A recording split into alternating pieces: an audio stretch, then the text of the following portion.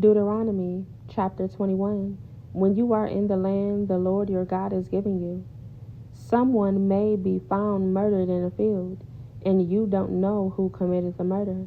In such a case, your elders and judges must measure the distance from the site of the crime to the nearby towns. When the nearest town has been determined, that town's elder must select from the herd a heifer that has never been trained or yoked to a plow. They must lead it down to a valley that has not been plowed or planted and that has a stream running through it. There in the valley, they must break the heifer's neck. Then the Levitical priests must step forward, for the Lord your God has chosen them to minister before him and to pronounce blessings in the Lord's name. They are to decide all legal and criminal cases. The elders of the town must wash their hands over the heifer whose neck was broken. Then they must say, our hands did not shed this person's blood, nor did we see it happen.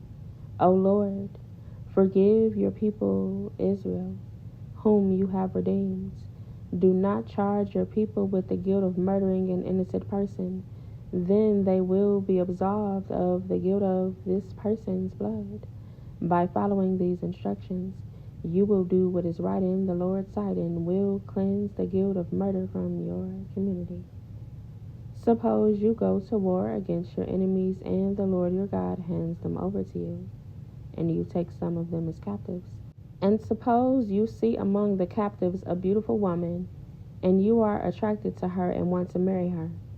If this happens, you may take her to your home where she must shave her head, cut her nails, and change the clothes she was wearing when she was captured.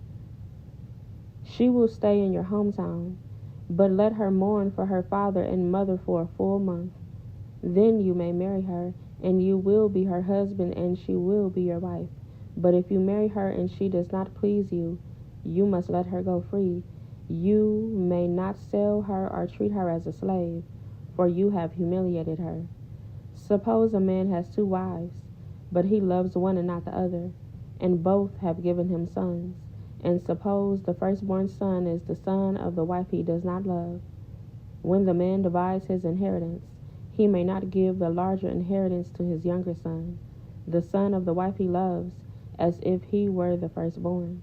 He must recognize the rights of his oldest son, the son of the wife he does not love, by giving him a double portion.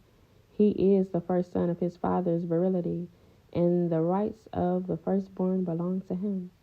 Suppose a man has a stubborn and rebellious son who will not obey his father or mother, even though they discipline him. In such a case, the father and mother must take the son to the elders as they hold court at the town gates.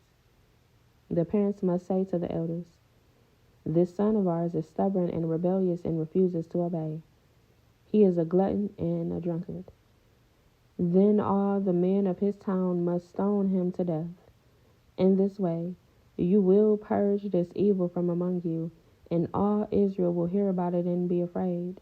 If someone has committed a crime worthy of death and is executed and hung on a tree, the body must not remain hanging from the tree overnight. You must bury the body that same day, for anyone who is hung is cursed in the sight of God. In this way, you will prevent the defilement of the land the Lord your God is giving you as your special possession.